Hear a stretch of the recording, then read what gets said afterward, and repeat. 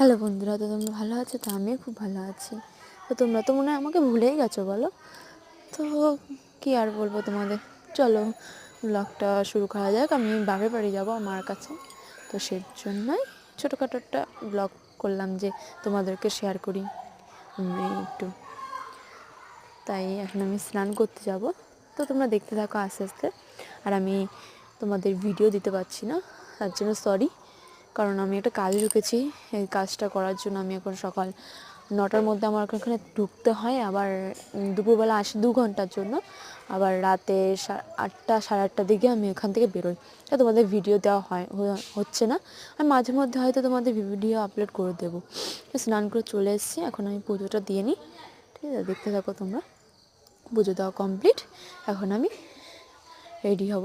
তো দেখো, আমাদের এক ফ্যামিলি একটা মেম্বার, আমাদের টিয়ে পাখি, আমার সাথে বনে না। সত্যি কথা শোনো, আমার সাথে একটু বনে না। আমাকে দেখলেই ও কামড়াতে আসে। কি আর বলবো, আমি কি জানি না ওকে কী করেছি।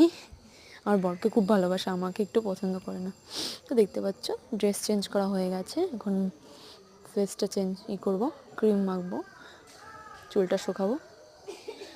দেখতে পাচ্ছ আমি অতটা ভালো না দেখতে, তাও একটু ক্যামেরার সামনে নকশা করছি। তোমরা কিছু মনে করো না প্লিজ। তো চলো বেরোনো যাক। বলতে পারো যে টোপলা টুপলির মধ্যে কী আছে, এই বড় লালটা টোপলা ব্যাগের মধ্যে আমার মার সব টিফিন কাটি আছে। 7টা টিফিন কাটি আছে। আমার মা শুধু আমার বরের জন্য খাবার পাঠায় 2 দিন পর পর। আমার বর তো যে আসে না, তাই 2 দিন পর পর খাবার পাঠানো হয়। আমি আসি আর শাশুড়ি পাঠিয়ে দেয়। আর জামা এখানে বসে বসে খায়, কাজের জন্য আসতে পারে না। সত্যি কথা শোনো, ইয়ার্কি মারছি না। আমার মার হাজব্যান্ড ইচ্ছে কিন্তু না, কাজ করে 9টার সময় বাড়ি যায়, তাই আসতে পারে না। তাই আমি যখনই আসি, আমার ছুটি থাকলে তখনই আমার মা যা রান্না করে ওর জন্য পাঠিয়ে দেয়, আমার শ্বশুর শাশুড়ির জন্য পাঠিয়ে দেয়। নিতে নিতে এতগুলো হয়ে গেছে, তো দেখতে পাচ্ছ। আর এটা দেখে না, একটা জাগ্রত বিপত্তারিণী মন্দির, খুবই জাগ্রত। তোমরা যারা যারা ফুলিয়া আছো তারা তো জানোই। আর যারা যারা ফুলিয়া আছো তারা প্লিজ আমাকে একটু জানিও কারা কারা ফুলিয়া থেকে ভিডিওটা দেখছো। আর এখন হেঁটে হেঁটে আমার সাইকেলটা ওই পারে রেখে, রেলগেটের ওই পারে রেখে আমি তালামের এখানে দুধ নিতে এসেছি।